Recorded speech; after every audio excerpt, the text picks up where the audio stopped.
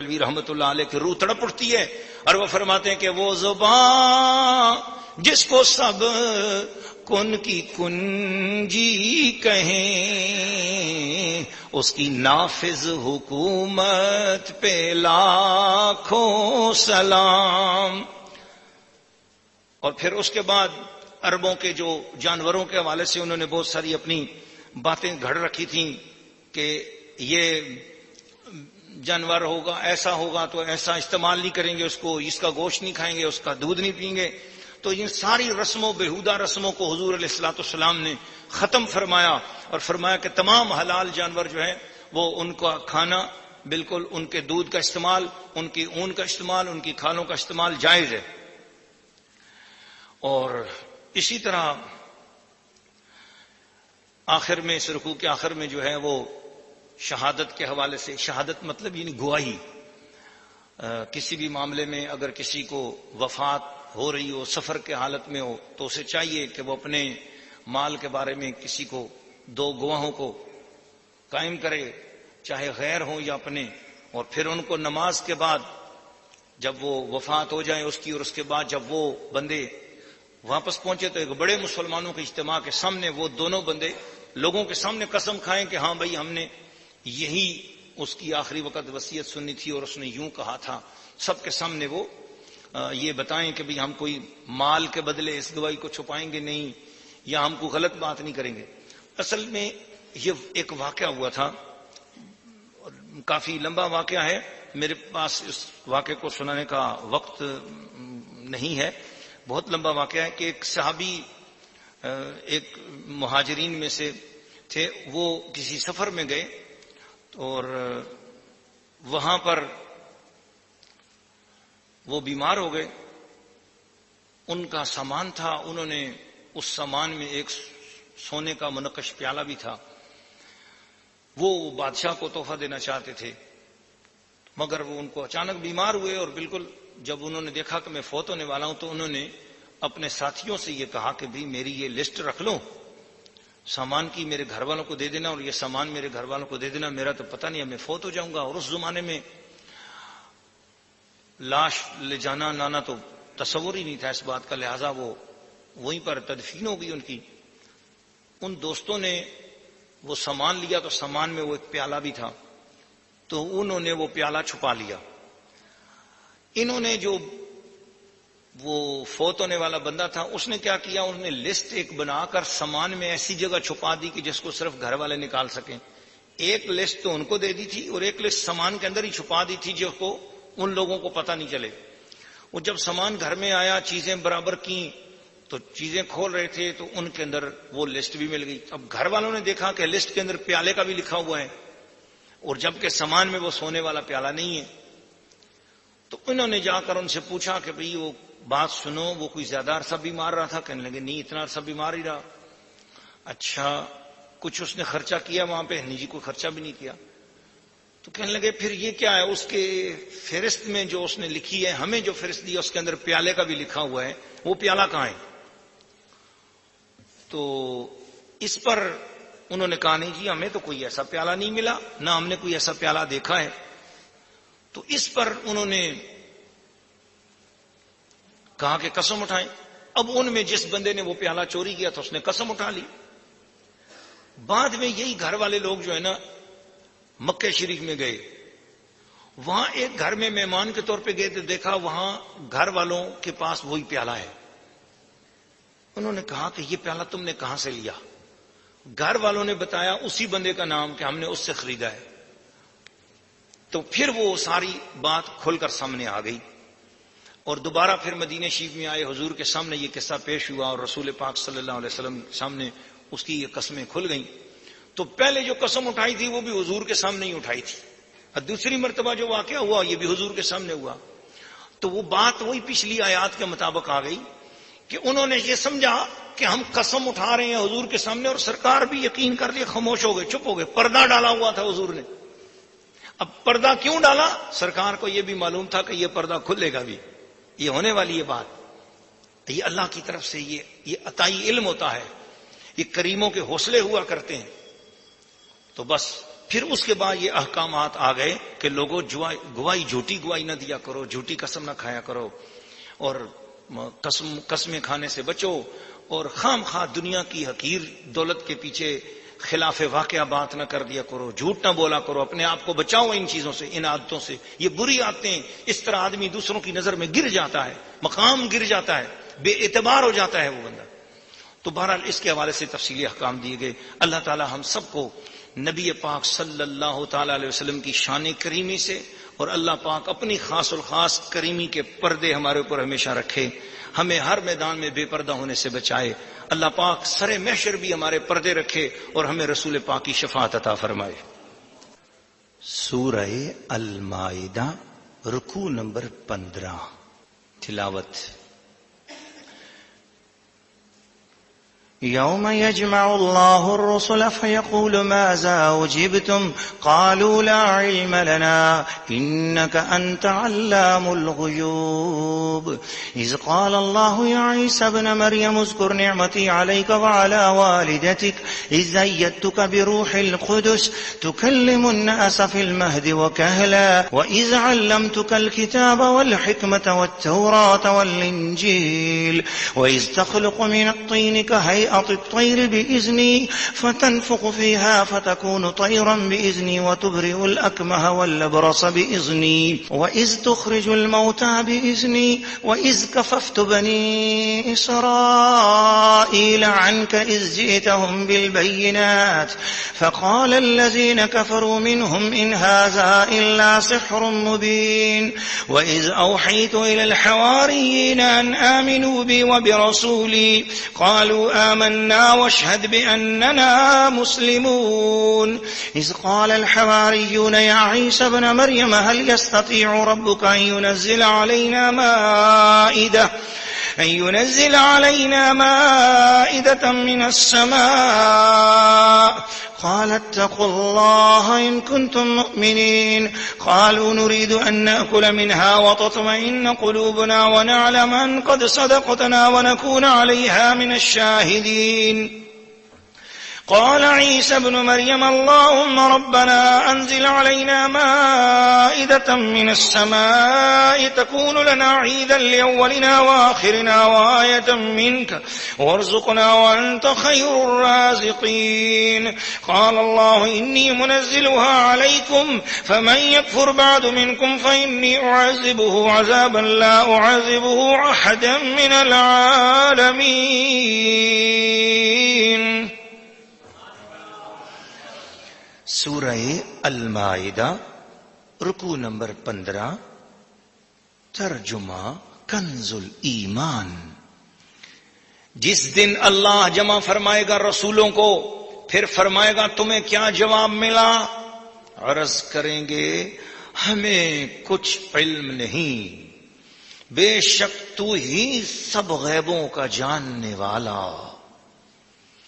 جب اللہ فرمائے گا اے مریم کے بیٹے عیسیٰ یاد کر میرا احسان اپنے اوپر اور اپنی ماں پر، جب میں نے پاک روح سے تیری مدد کی، تو لوگوں سے باتیں کرتا پالنے میں اور پکی عمر ہو کر، اور جب میں نے تجھے سکھائی کتاب اور حکمت اور توریت اور انجیل، اور جب تو مٹی سے پرند کی سی مورت میرے حکم سے بناتا، پھر اس میں پھونک مارتا تو وہ میرے حکم سے اڑنے لگتی، اور تو مادرزاد اندھے اور سفید داغ والے کو میرے حکم سے شفا دیتا، اور جب تو مردوں کو میرے حکم سے زندہ نکالتا، اور جب میں نے بنی اسرائیل کو تجھ سے روکا، جب تو ان کے پاس روشن نشانیاں لے کر آیا تو ان میں کے کافر بولے کہ یہ تو نہیں مگر کھلا جادو، اور جب میں نے حواریوں کے دل میں ڈالا کہ مجھ پر اور میرے رسولوں پر ایمان لاؤ، بولے ہم ایمان لائے اور گواہ رہے کہ ہم مسلمان ہیں۔ جب حواریوں نے کہا ہے عیسیٰ بن مریم کیا آپ کا رب ایسا کرے گا کہ ہم پر آسمان سے خوان اتارے؟ کہا اللہ سے ڈرو اگر ایمان رکھتے ہو۔ بولے ہم چاہتے ہیں کہ اس میں سے کھائیں اور ہمارے دل ٹھہریں اور ہم آنکھوں دیکھ لیں کہ آپ نے ہم سے سچ فرمایا اور ہم اس پر گواہ ہو جائیں۔ عیسیٰ بن مریم نے عرض کی اے اللہ، اے رب ہمارے ہم پر آسمان سے خوان اتار کہ وہ ہمارے لیے عید ہو، ہمارے اگلوں پچھلوں کی، اور تیری طرف سے نشانی، اور ہمیں رزق دے اور تو سب سے بہتر روزی دینے والا ہے۔ اللہ نے فرمایا کہ میں اسے تم پر اتارتا ہوں، پھر اب جو تم میں کفر کرے گا تو بے شک میں اسے وہ عذاب دوں گا کہ سارے جہان میں کسی پر نہ کروں گا۔ سورہ المائدہ رکوع نمبر 15 تفسیر۔ ناظرین و ناظرات اور سامعین و سامعات، اس رکوع میں اور اس سے پہلے اللہ کریم نے بنی اسرائیل پر 8 مختلف نعمتوں کا ذکر کیا کہ میری یہ نعمتیں، ان نعمتوں کو یاد کرو، ان نعمتوں کو تذکرے میں لاؤ، ان نعمتوں کو اپنی گفتگو میں لاؤ۔ کرم میرا ہے، میرے کرم کا ذکر تم کرو، میں نے کرم کیا ہے، میرے کرم کا ذکر کرو۔ اس میں ایک خصوصی بات یہ ہے کہ قیامت کے دن اللہ پاک سارے رسولوں کو جمع کرے گا اور ان سے کہے گا ماذا اجبتم، تم نے تبلیغ کی میرے دین کی، بتاؤ تمہیں تمہاری امتوں نے کیا جواب دیا۔ قالوا، فرشتے عرض کریں گے، انبیاء عرض کریں گے لا علم لنا۔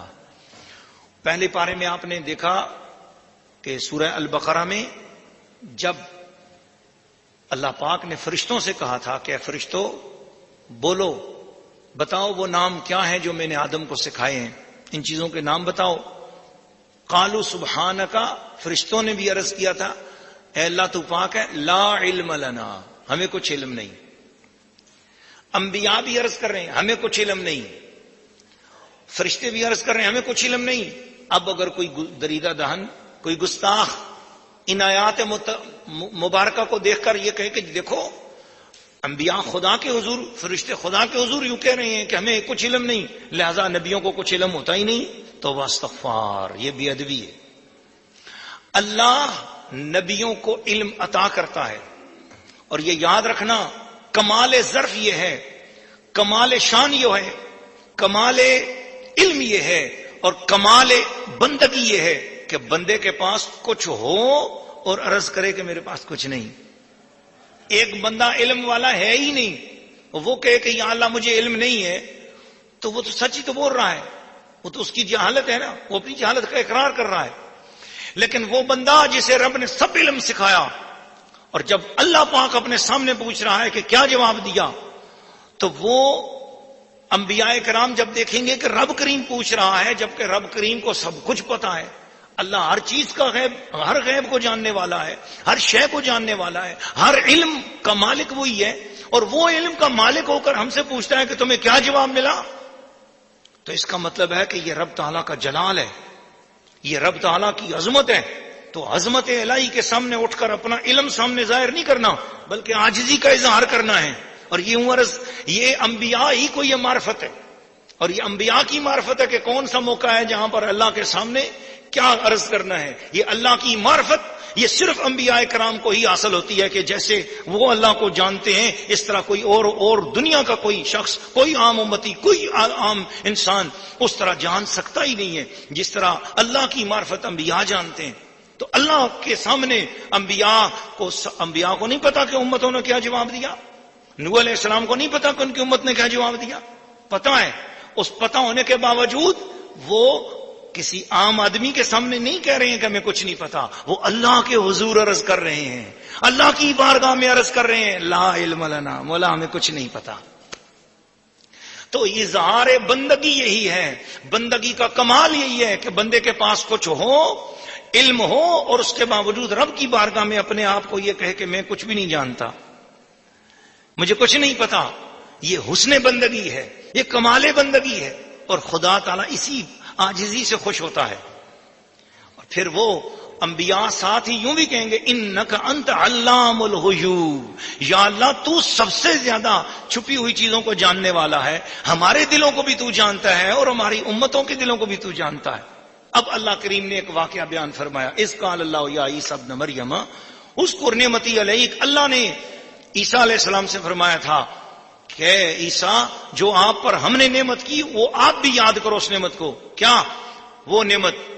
والا والدتک، آپ کی والدہ اور آپ پر وہ نعمت کی ہے، آپ پر یوں نعمت کی کہ بغیر باپ کے آپ کو صرف اپنے کلمہ کن سے پھونک ماری اور کلمہ کن سے آپ کو پیدا کیا، بغیر باپ کے آپ پیدا ہوئے ہیں، دنیا میں واحد آپ ایسے ہیں، ساری کائنات کی نظریں آپ کی زیارت کرتی ہیں، آپ کو اتنا معزز کیا، یہ میری نعمت ہے۔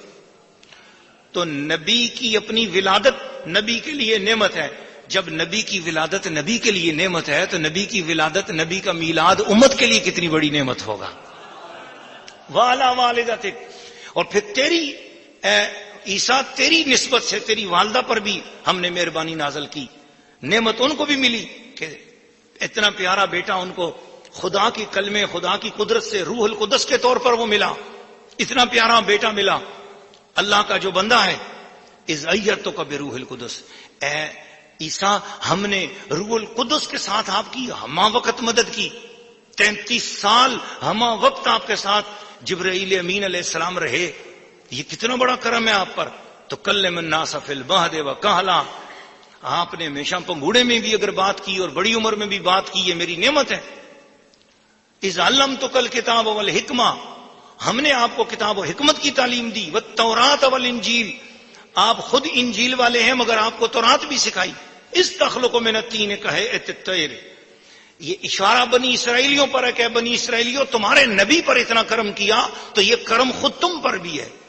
تو گویا نبی پر جو عطا ہوتی ہے امت بھی اس عطا میں شامل ہوتی ہے، نبی پر جو کرم ہوتا ہے اس کرم میں امت بھی شامل ہوتی ہے، اور شکریہ امت کو بھی ادا کرنا چاہیے اللہ کا۔ آپ غور کریں اگر اس بات پہ، بات عیسیٰ کی ہو رہی ہے، عیسیٰ پر یہ کرم، عیسیٰ پر یہ کرم، اور یہ کہا جا رہا ہے کہ اے بنی اسرائیلیوں تم بھی اس کا شکر ادا کرو، اور امت مصطفیٰ کو یہ باتیں سنا کر بتایا جا رہا ہے کہ جس طرح عیسیٰ نبی پر ہم نے اتنی مہربانیاں کر دیں، اتنے کرم کر دیے، اور شکریہ کا حکم ملا بنی اسرائیل کو کہ بنی اسرائیل والوں تم شکر ادا کرو کہ تمہارے نبی کو میں نے یہ کرم کیا، یہ انعامات کیے، یہ احسان تمہارے نبی پر کیے۔ جب ان پر اتنا بڑا شکر ہے تو پھر اندازہ لگاؤ امت مصطفیٰ پر کتنا بڑا شکر واجب ہوگا کہ ہمارے نبی کو اللہ نے امام الانبیاء بنا دیا، ہمارے نبی کو اللہ پاک نے محبوب بنایا، عرشوں پر لے جا کر اپنا دیدار کروایا، سبحان اللہ۔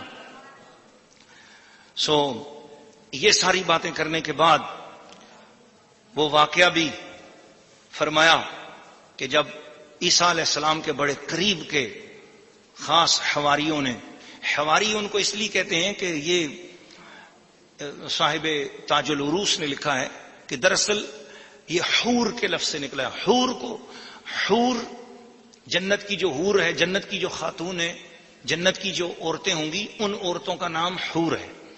تو جنت کی عورت کو حور کہتے ہیں، اور اس کو حور اس لیے کہتے ہیں جنت کی عورت کو کہ وہ حور دراصل یہ لفظ نکلا ہے حورا سے، تو اس کو کہتے ہیں جو بہت آنکھوں کو خوش کرنے والا سفید رنگ ہو، اس سفید رنگ کو حور کہتے ہیں۔ چونکہ حضرت عیسیٰ علیہ السلام بھی سفید لباس پہنتے تھے اور آپ کے جو ماننے والے تھے وہ بھی سارے سفید لباس پہنتے تھے، تو سفید لباس کی وجہ سے ان کو حواری کہا گیا کہ سفید کپڑے پہننے والے، اس وجہ سے ان کو حواری کہتے ہیں۔ تو حضرت عیسیٰ علیہ السلام نے اپنے حواریوں سے یعنی سفید کپڑے پہننے والوں سے کہا، تو اس کا مطلب یہ ہوا کہ اللہ کے پیارے اگر کسی رنگ کو پسند کر لیں وہ رنگ بھی اللہ کو پسند ہو جاتا ہے۔ اذ اوحیت الی الحواریین، جب میں نے وہ سفید کپڑے پہننے والوں سے یوں کہا، اب تو اصطلاح ہو گئی نا، حواری سے مراد عیسیٰ علیہ السلام کے خاص امتی، لیکن یعنی کہ اللہ نے اس کو حواری فرمایا، تو حواری کیوں کہا؟ تو حواری کے کلمے کے جو درست معنی ہیں وہ آپ کے سامنے عرض کیے ہیں۔ تو انہوں نے عرض کیا هل يستطيع ربك ان ينزل علينا مائدة من السماء، تو اس کے حوالے سے صاحب تبیان القرآن حضرت جناب علامہ شیخ الحدیث غلام رسول سعیدی صاحب یہاں پر لکھتے ہیں اور ارشاد فرماتے ہیں تبیان القرآن میں کہ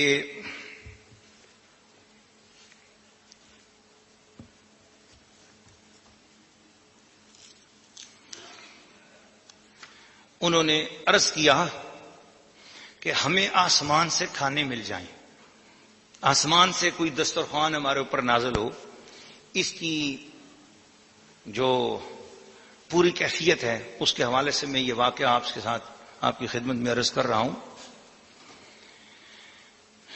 وہ فرماتے ہیں کہ جب حواریوں نے حضرت عیسیٰ علیہ السلام سے مائدہ یعنی طعام کے خان دسترخوان کا سوال کیا تو حضرت عیسیٰ علیہ السلام کو یہ بات بڑی ناگوار گزری کہ یہ کیا سوال مجھ سے کر رہے ہیں. مطلب خرق عادت معجزہ نبی سے اگر طلب کیا جائے تو اس کے جواب میں دو ہی صورتیں ہوتی ہیں.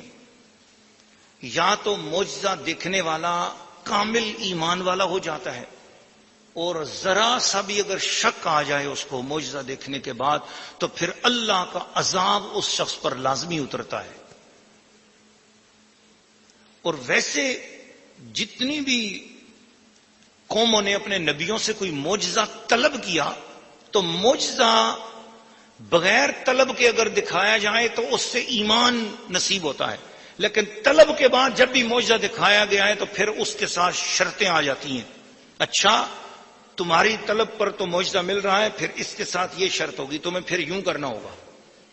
اور جب بغیر طلب کے معجزہ نظر آ جاتا ہے تو اس میں شرطیں نہیں ہوتی. قربان جائیں ہمارے آقا صلی اللہ علیہ وسلم پر. ہمارے آقا علیہ الصلوۃ والسلام نے طلب پر بھی معجزے دکھائے تو شرط نہیں رکھی، بغیر طلب کے بھی معجزے دکھائے تو شرط کوئی نہیں رکھی. امتیوں کو تکلیف سے ہمیشہ بچایا. اللہ اللہ اللہ. اور بعد جگہ حضور نے شرط رکھی، بعد مقامات پر حضور نے شرط رکھی، لیکن یہ ایک الگ عنوان ہے، اس پر میں پھر کسی وقت عرض کر پاؤں گا، یہ تفصیل کا موقع نہیں. تو حضرت عیسیٰ علیہ السلام کو بڑی تکلیف ہوئی کہ امتی کیا مجھ سے مطالبہ کر رہے ہیں کہ آسمان سے پکے پکائے کھانے نازل ہوں. آپ نے فرمایا اے لوگو اللہ سے ڈرو، اللہ نے تم کو جو رزق حلال زمین سے دیا اس پر قناعت کرو اور آسمان سے مائدہ کا سوال نہ کرو.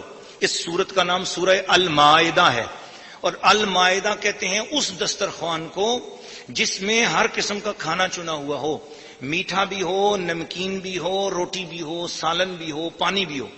تو سالن، پانی، روٹی، میٹھا، نمکین، یہ ساری چیزیں اگر ایک ہی ٹرے میں رکھ دی جائیں تو اس ٹرے کو مائدہ کہیں گے، یا اس کو المائدہ یعنی پورا دسترخوان کہیں گے، یعنی مکمل کھانا اس کے اندر موجود ہے.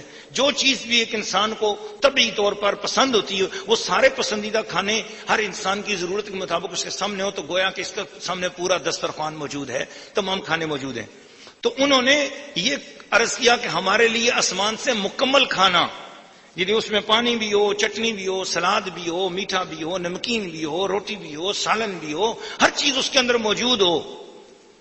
تو آپ نے فرمایا اللہ سے ڈرو، جو اللہ نے تمہیں رزق حلال زمین سے دیا اسی پر قناعت کرو اور آسمان سے مائدہ کا سوال نہ کرو، کیونکہ اگر وہ تم پر نازل کیا گیا تو وہ تمہارے رب کی طرف سے نشانی ہوگی. اور تم سے پہلے قوم سمود نے اپنے نبی سے نشانی مانگی تھی تو اس نشانی میں وہ پھر مبتلا کیے گئے، اس نشانی کے تقاضے پورے نہ کرنے کی وجہ سے وہ ہلاک کیے گئے. انہوں نے ساری باتیں سن کر کہا جناب اے اللہ کے نبی، ہمارا مقصد یہ نہیں ہے کہ ہم کوئی آزمائش کرنا چاہتے ہیں، بس ہم تو یہ چاہتے ہیں کہ جو آپ نے فرمایا ہے اس پر ہمارا یقین کامل ہو جائے کہ آپ جو اللہ کے رسول ہیں، اس پر ہم پھر آپ کے ساتھ تبلیغ میں پورے طریقے سے تعاون کریں گے اور ہم سارے لوگوں کو جا کے بتائیں گے کہ عیسیٰ علیہ السلام واقعی اللہ کے سچے پیغمبر ہیں، لہذا ان کا ساتھ دیا جائے. طرح طرح کے اصرار کیے تو حضرت عیسیٰ علیہ السلام نے نماز پڑھی. نماز پڑھنے کے بعد گریہ وزاری کرنے لگ گئے، رونے لگ گئے. جب وہ رونے لگے اللہ سے دعا کرنے لگے کہ اے اللہ ہم پر آسمان سے مائدہ نازل فرما. تو اللہ تعالیٰ نے اچانک آسمان پر بادل نمودار کروا دیے. بادل ظاہر ہوئے اور ان بادلوں میں سے ایک ریڈ کلر کا سرخ رنگ کا دسترخوان نازل ہوا. تو بنی اسرائیل اس کو نازل ہوتے ہوئے دیکھ کر بڑے خوش ہو رہے تھے کہ یہ دسترخوان آ رہا ہے، نعمت آ رہی ہے. اس میں پکے ہوئے کھانے اوپر نظر آ رہے تھے، برتن رکھے ہوئے دسترخوان پر. وہ بادلوں میں سے وہ دسترخوان سرخ رنگ کا تھا اور اس پہ کھانے رکھے ہوئے تھے اور وہ کھانوں والا دسترخوان آہستہ آہستہ نیچے آ رہا تھا. ان بنی اسرائیلیوں کا تو یہ حال تھا کہ یہ خوشی کے مارے اچھل رہے تھے اور خوش ہو رہے تھے، اور اللہ کے نبی کا حال یہ تھا کہ وہ خوف زدہ ہو کر بار بار کہہ رہے تھے مولا کریم یہ دسترخوان رحمت ہو جائے، یا اللہ یہ دسترخوان کہیں غضب نہ بن جائے، یا اللہ اسے رحمت بنا دینا، یا اللہ کوئی غضب نہ ہو جائے، دسترخوان کے روپ میں کہیں عذاب نہ ہو جائے. وہ ڈر رہے تھے. تو اللہ کے نبی کا ایمان اتنی قوی ہوتا ہے کہ وہ خدا تعالیٰ کی بارگاہ میں ہر وقت خشیت کا اور ہر وقت خدا کا ادب ان کے اوپر طاری ہوتا ہے. تو حواری اس دسترخوان کے ارد گرد بیٹھ گئے، اور وہ دسترخوان آ کر زمین پہ ایسے رکھا گیا، اور سارے کے سارے اس کے ارد گرد بیٹھ گئے. اس کے اوپر ایک کپڑا رکھا ہوا تھا، جنت سے آیا ہوا تھا وہ کپڑا، رومال رکھا ہوا تھا، اس میں ڈھکا ہوا تھا وہ دسترخوان. حضرت عیسیٰ علیہ السلام نے فرمایا تم میں سے جو شخص تہجد کے وقت اٹھتا ہے، سب سے زیادہ جو عبادت گزار آدمی ہے، وہ آگے آئے اور اس کا رومال وہ اٹھائے گا. آج جو ہم اپنے گھروں میں ختم شریف پڑھاتے ہیں، تو ختم شریف تو ہم سب پڑھ سکتے ہیں، لیکن مسجد کے امام صاحب کو بلاتے ہیں اور عام لوگوں میں سے نہیں کسی کو بلاتے، نیک لوگوں کو بلاتے ہیں اور کہتے ہیں آپ ختم شریف پر دعا دیں، سامنے کپڑا رکھتے ہیں. تو یہ دیکھو جنت سے جو چیز آئی وہ بھی ڈھکی ہوئی آئی، کپڑے میں رکھ کے آئی، ترتیب سے آئی. تو گویا اس میں ایک تعظیم بھی یہ ہے کہ لوگوں اللہ کی نعمت کو کھاؤ مگر بڑی تعظیم سے کھاؤ، ادب سے کھاؤ. اب جو گھروں میں جو دکانوں میں چیز لیتے ہیں اور ادھر ہی کھڑے کھڑے ہو کر کھانے لگ جاتے ہیں، دکان سے لی، بازار سے لی، رستے میں کھڑے ہو کر کھانے لگ جاتے ہیں، تو یہ چیز ذرا ادب کے خلاف ہے. تو پھر اسی طریقے سے حواریوں نے کہا کہ یا روح اللہ، ہمارے اندر کون ایسا عبادت گزار ہے، اور کوئی کتنا بھی بڑا عبادت گزار ہو، آپ کے ہوتے ہوئے اس کی کیا جرت ہے کہ وہ اس دسترخوان کو کھولے گا، لہذا آپ خود اس کو کھولیں. اب یہ بہت عظیم بات ہے اگر اس پر توجہ کی جائے. آپ سنیں، حضرت عیسیٰ علیہ السلام اٹھے اور اٹھ کر پہلے وضو کرنے چلے گئے، دوبارہ وضو کیا، پھر نماز پڑھی، اور اللہ تعالیٰ کے حضور رو رو کے دعا کی، یا اللہ اب میں اس کے اوپر سے پردہ ہٹانے والا ہوں، یہ رومال اٹھاؤں گا، مولا یہ کھانا ہمارے لیے برکت والا فرما دے. تو اس کا مطلب یہ ہوا کہ دسترخوان سامنے آ جائے اور سامنے کھانا رکھ کر نماز بھی پڑھنا جائز ہے، دعا بھی کرنا جائز ہے، اور اللہ کی تسبیح کرنا بھی جائز ہے. لوگ یہ کہتے ہیں نا کہ کھانا سامنے رکھ کر دعا نہیں کرنی چاہیے. تو یہ جو بنی اسرائیل کا کھانا تھا اور وہ دسترخوان جس کی بات اللہ قرآن میں ہمیں سنا رہا ہے، اس پہ بنی اسرائیل نے کیا عمل کیا اس کو آپ چھوڑو، یہ دیکھو کہ اللہ کے نبی نے کیا طریقہ کیا، اللہ کے نبی نے کیا عمل کیا. تو پھر جب حضرت عیسیٰ علیہ السلام نے دعا پڑھنے کے بعد جب وہ رومال ہٹایا اس دسترخوان سے، تو اس میں بہت بڑی ایک مچھلی رکھی ہوئی تھی جس میں کوئی کانٹا نہیں تھا، اور اس سے گھی بہ رہا تھا، وہ تلی ہوئی تھی، اور اس کے ارد گرد ہر قسم کی سبزیاں رکھی ہوئی تھیں، نمک بھی تھا، سرکہ بھی تھا، اور 5 روٹیاں تھیں. ایک روٹی پر زیتون رکھا ہوا تھا، ایک روٹی پر کھجور تھے، اور باقی روٹیوں پر انار رکھے ہوئے تھے. تو وہ جنت سے آیا. تو اس وقت حضرت عیسیٰ علیہ السلام کے امتیوں میں ایک بڑا عبادت گزار امتی شمعون تھا. اس نے کہا یا روح اللہ، یہ طعام دنیا کے کھانوں میں سے ہے یا آخرت کے کھانوں میں سے ہے؟ آپ نے فرمایا یہ نہ دنیا کا کھانا ہے اور نہ آخرت کا ہے، یہ اللہ کی قدرت کا کھانا ہے، اللہ نے اپنی قدرت سے تمہیں عطا کیا ہے. حضرت عیسیٰ علیہ السلام نے فرمایا اب تم سب پڑھو بسم اللہ الرحمن الرحیم اور کھانا شروع کرو، تم کو اللہ تعالیٰ مزید بھی عطا فرمائے گا. تو اس وقت انہوں نے کہا یا روح اللہ، ہم چاہتے ہیں کہ آپ ہمیں اس نشانی میں ایک اور نشانی دکھائیں. تو حضرت عیسیٰ علیہ السلام نے فرمایا کہ ایک اور نشانی، اب یہ آج ہو گئی ہے، اب اور کیا نشانی دیکھنا چاہتے ہو؟ انہوں نے کہا کہ حضور یہ بھنی ہوئی مچھلی ہے، بس ہم یہ چاہتے ہیں کہ ابھی ابھی دسترخوان پر یہ مچھلی دوبارہ اپنی اصلی حالت میں چلی جائے، پھر زندہ ہو جائے. حضرت عیسیٰ علیہ السلام رونے لگے، مولا کریم تو کرم فرما دے. بس ان کے ہاتھ اٹھنے کی دیر تھی، اچانک وہ مچھلی کے اوپر سے مسالہ غائب ہو گیا اور وہ مچھلی دسترخوان کے اوپر بالکل زندہ ہو گئی اور تڑپنے اور پھڑکنے لگی. اس وقت وہ حواری خوفزدہ ہو کے بھاگنے لگے. حضرت عیسیٰ علیہ السلام نے فرمایا پہلے کی طرح یا اللہ اس کو بھنا ہوا کر دے. تو پھر اللہ پاک نے کرم فرمایا اور وہ مچھلی دوبارہ پھر تلی ہوئی اور بھنی ہوئی مچھلی بن گئی. پھر انہوں نے کہا کہ اے روح اللہ آپ کھانے کی ابتدا کریں.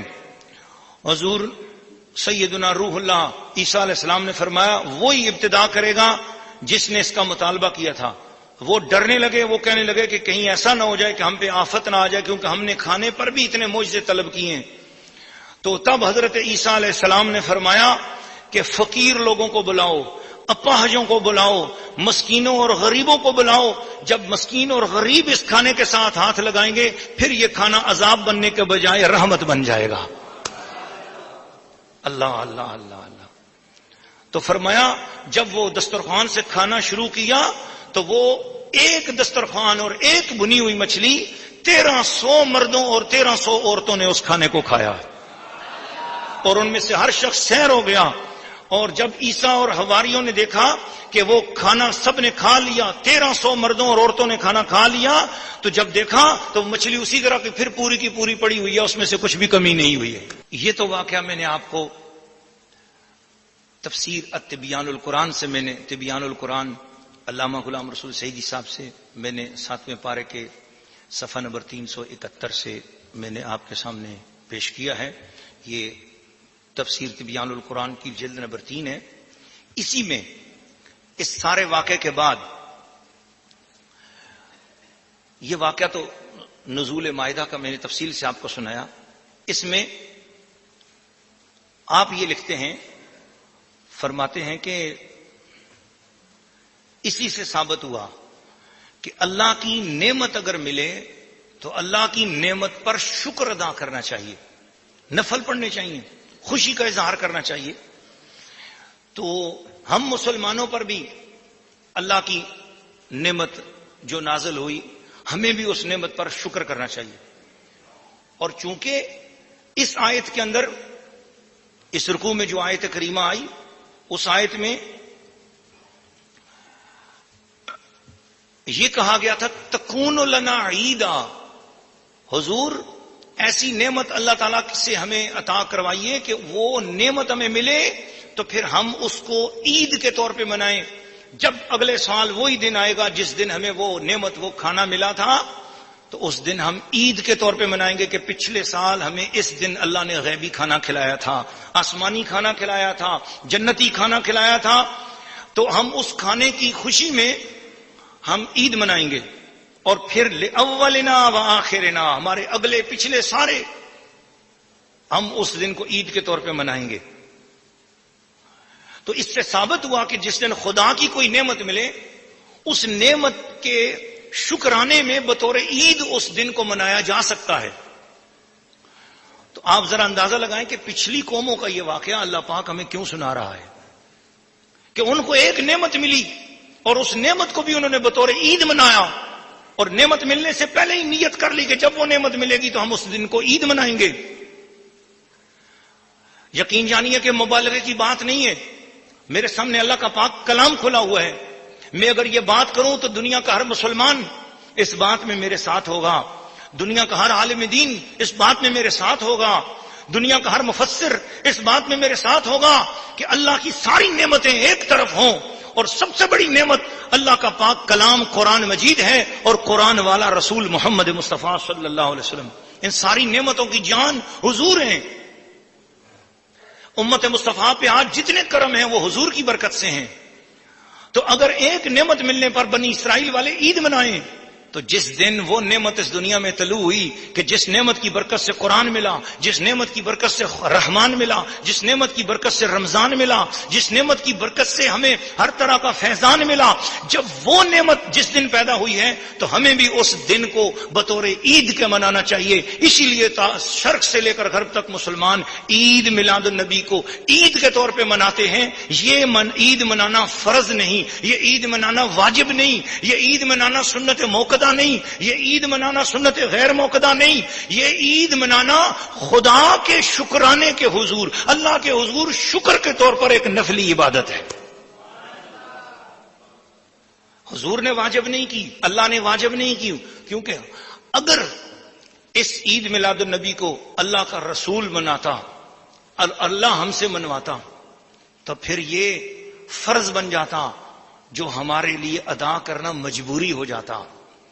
ہم مجبور ہو کر اسے کرتے، کیونکہ فرض نماز بیمار بھی پڑے گا، فرض نماز ضروری ہے، بیٹھ کے پڑھو نہیں پڑھ سکتے ہو تو لیٹ کے پڑھو نہیں پڑھ سکتے ہو، اشارے سے پڑھو، مجبور ہو کر بھی پڑھنی پڑے گی نماز.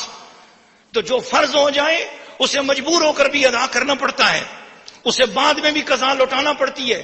تو اس کو فرض اس لیے نہیں قرار دیا تاکہ میرے امتی کبھی بھی میلاد مناتے ہوئے مجبوری کا اظہار کر کے میلاد نہ منائے.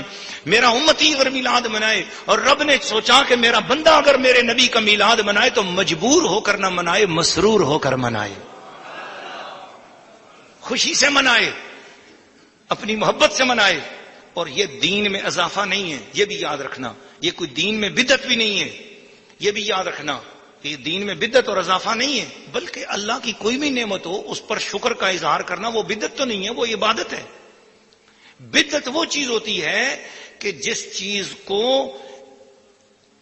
اللہ اور اس کے رسول نے جو مقام نہ دیا ہو ہم اس کو وہ مقام دے رہے ہوں خود اپنے پاس سے. اور اس کو حضور صلی اللہ علیہ وسلم کی ولادت باصحادت کو منانا ہم اس کو فرض نہیں جانتے، ہم اس کو واجب نہیں مانتے، ہم اس کو سنت موقدہ نہیں کہہ رہے. ہم نے آپ کو بتا دیا کہ شرعی حیثیت اس کی یہ ہے کہ ایک مستحب عمل ہے، ایک مباح عمل ہے، ایک جائز عمل ہے بس، اور اس کا ثواب ہے. تو جب ہم نے اس کو دین میں داخل نہیں کیا اور دین کا حصہ نہیں سمجھا اور ضروری طور پر جس طرح نماز روزہ حج زکوٰۃ ہے اس کے حساب سے نہیں اس کو جانا، بلکہ ایک محبت کا عمل ہے. تو یہ محبت کا ایک عمل ہے تو ہم نے اس کو محبت ہی کے عمل کے طور پر کیا ہے. اگر فرض کیا کوئی کسی سال نہیں کر سکتا تو ہم یہ نہیں ہے کہ یہ کہتے ہیں کہ اس نے میلاد نہیں منایا تو اب اس کی قضا لگائے، نہیں. یہ کوئی ایسی طور پر بھی جو ہے نا کوئی فرض واجب عبادت نہیں ہے، بلکہ یہ ایک خوشی کا عمل ہے جو ایک امتی کو اپنے نبی کی نعمت ملنے پر خوشی کا اظہار کرنا چاہیے. یہ ایک ایمان کی علامت ہے. اب اس پر امام ابن حجر اسقلانی نے کہا کہ ایک سوال کے جواب میں کہ مجھ پر میلاد شریف منانے کی اصل ظاہر ہوئی، اور وہ یہ ہے کہ صحیح بخاری اور صحیح مسلم میں ہے کہ جب نبی صلی اللہ علیہ وسلم مدینہ میں تشریف لائے تو آپ نے دیکھا کہ یہودی عاشورہ یعنی 10 محرم کا روزہ رکھتے تھے. آپ نے ان سے اس کی وجہ دریافت کی تو انہوں نے کہا کہ اس دن اللہ تعالیٰ نے فرعون کو غرق کیا اور حضرت موسیٰ کو نجات دی تھی، تو ہم اس دن بطور شکر کے روزہ رکھتے ہیں.